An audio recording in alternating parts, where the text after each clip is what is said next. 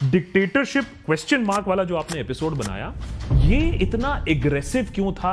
Pure dictatorship का डर है यहाँ पर। अगर अब नहीं बोला तो जब एक्चुअल डिक्टेटरशिप बन जाएगा ना देश, तब लेट हो जाएगा बोलना। चलिए ठीक है, आप ही बता दो कि संविधान के साथ ऐसा क्या करना चाहिए? इस मौजूदा सरकार को हटाकर फेंकना ये पहली स्टेप है। कैसे इलेक्शन कमीशन को फ्री करना है, कैसे सीबीआई को आजादी देनी है, कैसे ईडी को आजाद करना है सरकार के हाथों से। आपको लगता है कि कॉन्स्टिट्यूशन खतरे में है? बीजेपी के खुद के लीडर्स बोलने लग रहे हैं कि हम तो कॉन्स्टिट्यूशन बदल देंगे 400 पार होने पे। क्या आपको रास्ते पर किसी ने रोक के बोला है कि ध्रुव राठी, एंटी नेशनल ध्रुव राठी, क्या कर रहे हो तुम यहाँ? हमारा देश इस हालत में गिरते जा रहा है, अगर हम आवाज नहीं उठाएंगे तो कौन उठाएगा? कोई हीरो नहीं आने वाला।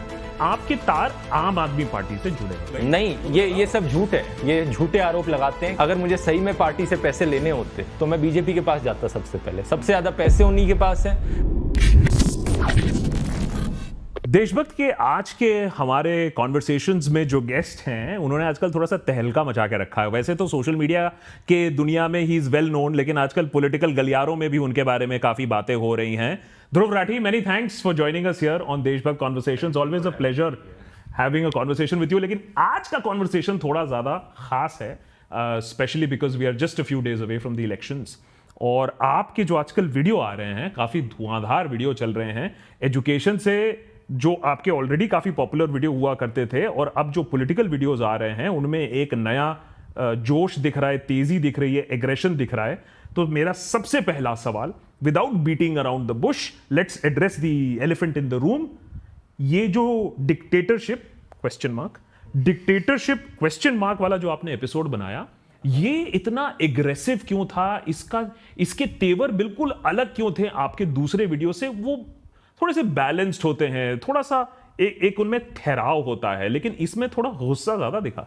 अब देखो, कोई भी इंसान अगर अपने देश की परवाह करता है, जो भी चीज़ें मैंने उसमें बताई, सबको जानकर शौक लग जाना चाहिए जो भी मैंने बताया।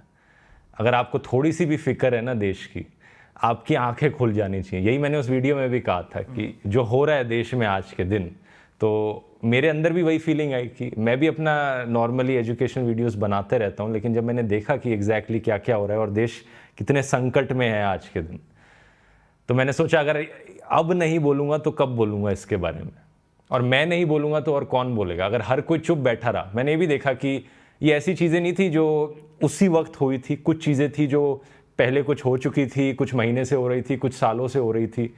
लेकिन जब कोई दिखी ही नहीं आवाज़, तो मुझे लगा कि मुझे ही करना पड़ेगा। ये बात सही है कि आपने जो उस वीडियो में, उसमें आपका जो कलेक्शन ऑफ फैक्ट्स था वो बहुत इंटरेस्टिंग था, लेकिन ऐसा कुछ नहीं जो पहले रिपोर्ट नहीं हुआ है। एग्जैक्टली। बहुत लोगों को तब भी शौक लगा कि डिक्टेटर तो एक होता है देश में जो गलत हो रहा है उसको स्टेट करना, जो आप पहले भी कर चुके हो, हम भी करते हैं यहां देशभक्त पर। लेकिन बहुत लोगों को शौक लगा कि आपने उस वीडियो का जो टाइटल दिया, उस वीडियो का जो डायरेक्शन है, why such a hard stance भाई? किसी भी और डिक्टेटरशिप से कंपेयर कर लो आप, जो एक्चुअली में यही चीज़ मैंने उस वीडियो में कही थी। मैं ये नहीं कह रहा कि देश ऑलरेडी डिक्टेटरशिप बन चुका है, लेकिन जिस तेजी से चीज़ें होए जा रही हैं, और वो वीडियो तो कितना हो गया, 1.5 महीने पहले रिलीज हुआ था, 2 महीने पहले रिलीज हुआ था, उसके बाद भी जो चीज़ें हुई हैं, कांग्रेस के बैंक अकाउंट फ्रीज कर दिए गए, आम आदमी पार्टी के जो टॉप लीडर्स हैं सबको जेल में डाला जा चुका है बिना किसी कन्विक्शन के। तो नॉर्थ इंडिया की जो 2 सबसे बड़ी ऑपोजिशन पार्टीज हैं, उन्हीं को ही आप कैंपेन नहीं करने दोगे, तो किस बात की इलेक्शन हो रही है? फ्री एंड फेयर इलेक्शन है ही नहीं है, और अगर फ्री और फेयर इलेक्शन ही नहीं है तो किस बात की डेमोक्रेसी? क्योंकि इलेक्शन तो नॉर्थ कोरिया में भी होती है, रशिया में भी होती है, यही चीज़ मैंने की। तो आपको डर किस बात का है कि डेमोक्रेसी नहीं रहेगी, या ब्रूटल मेजॉरिटी किसी एक पार्टी की आ जाएगी विथ पैतड़े लगाकर? डर किस बात का है? आप क्या प्योर डिक्टेटरशिप का डर है यहाँ पर। अगर चीज़ें आज नहीं बदली गई तो जैसी आज रशिया की हालत है, कोई आवाज़ नहीं उठा सकता पुतिन के खिलाफ। नवाल्नी के साथ क्या हुआ था आपने देखा है, और अभी जो अटैक वाली सिचुएशन भी हुई, पता नहीं आपने रिसेंट खबर पढ़ी कि नहीं, रशिया में एक अटैक हुआ और यूएस ने पहले से इन्फॉर्म कर दिया था उन्हें 2 हफ्ते पहले कि अटैक होने वाला है, किसी भी कॉन्सर्ट में हो सकता है। वो इतने स्पेसिफिक थे, उन्होंने रशियन इंटेलिजेंस को वार्निंग भी दी थी कि अटैक हो रहा है यहाँ पर। और अगर आप खबरें सुनोगे कि उस अटैक में क्या क्या हुआ, जो सिक्योरिटी गार्ड्स थे वो रिएक्ट नहीं कर रहे थे अटैक के दौरान, और जो सर्विसेज आनी चाहिए थी पुलिस की वो उस टाइम पर नहीं पहुंची वहाँ पर। ये वही डिक्टेटर टैक्टिक्स बार बार हमें यूज़ होती हुई दिख रही हैं। नॉर्थ कोरिया में क्या होता है, जो चीज़ें वहाँ पर हो रही हैं वो इंडिया में भी होने लग जाएंगी।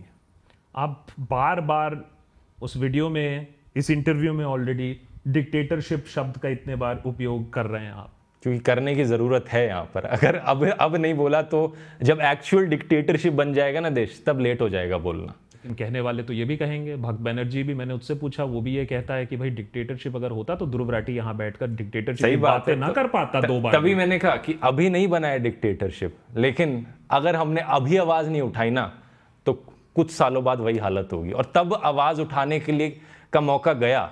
आज रशिया में आप किसी को कहो, किसी रशियन को कि भाई आवाज़ क्यों नहीं उठाता डिक्टेटरशिप के खिलाफ, या किसी नॉर्थ कोरियन बंदे को कहो भाई अपनी आवाज़ उठाओ, प्रोटेस्ट करो, वो क्यों नहीं करते? क्योंकि वहाँ लेट हो चुका है। हम यहाँ अभी लेट नहीं हुआ है और हम लेट नहीं होने दे सकते। लेकिन ध्रुव, ये भी तो है ना कि आप अपना पॉइंट ऑफ व्यू को सत्य मान के दूसरे लोगों को तो ये नहीं बोल सकते हो ना कि भैया तुम ऐसा करो वैसा करो। लोग तो खुश हैं, आप तो ये डिनाई नहीं कर सकते हो कि लोग तो बहुत मगन हैं। तो ये पॉइंट कहां से आ जाता है कि लोगों को आप बता रहे हो कि इसके लिए करो, ऐसे करो, देश डिक्टेटरशिप में है, लोग तो खुश हैं। लोग कहेंगे हम किसको वोट दे सकते हैं, ऐसा नहीं है कि किसको, ऐसा नहीं है कि लोग खुश हैं, लेकिन मैं कहूंगा कि बात उन तक पहुंच नहीं रही है, क्योंकि पूरा का पूरा मीडिया ऑलरेडी खरीदा जा चुका है। हम लोग बचे हैं जो आवाज़ उठाने वाले हैं, हमें भी सेंसर करने की कोशिश करी जा रही है यहाँ पर। तो जब बात उन तक पहुंचेगी ही नहीं तो उन्हें कैसे पता लगेगा? अब ऐसा तो है नहीं कि मैंने कुछ नया बताया हो अपने वीडियो में, जैसा आपने कहा ना, जो भी फैक्ट्स बताए वो सब थे, न्यूज़पेपर रिपोर्ट छपी थी, लेकिन न्यूज़ चैनलों में उनकी बात नहीं हो रही थी, व्हाट्सएप यूनिवर्सिटी में उसकी बात नहीं हो रही थी, सोशल मीडिया पर उसकी बात नहीं हो रही थी। वो खबर आती थी और अखबार के 7वें 8वें पन्ने पर छपकर एक दिन गायब हो जाती थी। यही दिक्कत है। अच्छा चलो, मान लिया कि मीडिया कैप्चर्ड है, काफी हद तक इंफॉर्मेशन लोगों के पास नहीं जा रही है, लेकिन यह बात भी सत्य है कि बहुत लोगों के पास, जिनके पास पूरी इंफॉर्मेशन है, पूरा इंटरनेट है, पूरा मीडिया है, वो भी सब कुछ जानते हुए भी कहते हैं ठीक है ध्रुव राठी तुम जो बोल रहे हो ठीक है, लेकिन हम और किसको वोट दे सकते हैं, देयर इज नो ऑल्टरनेटिव। उसका क्या जवाब है तुम्हारे पास? देखो, ये तो वही बात हो गई जब अगर ब्रिटिश राज था जब देश में, कुछ लोग कहते कि अंग्रेज नहीं तो और कौन। जब देश डिक्टेटरशिप की ओर गिरता जा रहा है, कोई भी ऑप्शन यहाँ पर बेहतर ऑप्शन है। कि मान लो आप गाड़ी में बैठे हो, आपकी गाड़ी पर आग लग जाती है, आपका पहला थॉट क्या होगा? उस गाड़ी से बाहर निकलना ना। या फिर आप ये बैठकर सोचोगे यार मेरी गाड़ी पर आग लग गई, लेकिन if not this car then कौन सी गाड़ी भाई? आप ये सोचोगे कि जब आग जल रही हो आपकी गाड़ी में, सबसे पहले आप उस गाड़ी से बाहर निकलोगे और बाद में सोचोगे कि किस और गाड़ी में बैठा जा सकता है। ठीक है, चलो ओके, अगर ये बात कोई मानता है तो फिर सिटीजन को क्या करना चाहिए? वो अपने आप को अभी ये आप क्या उनको ये बोलने की कोशिश कर रहे हो कि वो जलते हुए गाड़ी में है, वो क्या करें? जलते हुए गाड़ी से फिर क्या करें? मैं सीधा सीधा कहूंगा कि वो गाड़ी जा रही है पोलिंग बूथ की तरफ, वो जल रही है, हाँ बताइए फिर क्या करें वो? अभी आज के दिन जो ऑप्शंस बचे हैं देश को डिक्टेटरशिप की ओर गिरने से बचाने के, वो कम होते जा रहे हैं। मीडिया पूरा बिक चुका है, इलेक्शन कमीशन के ऊपर प्रेशर है, सरकार चुनती है उन्हें, ईडी सीबीआई जैसी एजेंसीज की कोई रेपुटेशन रह नहीं गई है। सुप्रीम कोर्ट के जजेस के ऊपर इतना प्रेशर पड़ता है कि जब सुप्रीम कोर्ट के जजेस रिटायर हो जाते हैं तभी वो खुलकर बात कर पाते हैं, और जो एग्जिस्टिंग जजेस हैं वो खुलकर डिसीजंस भी नहीं ले पा रहे हैं। और ये इलेक्टोरल बॉन्ड्स का तो सिर्फ एक डिसीजन था जो उन्होंने सरकार के खिलाफ लिया हो, लेकिन कितनी ऐसी और चीज़ें हैं, उन पर अपना प्रेशर है। तो बचा कौन यहाँ पर?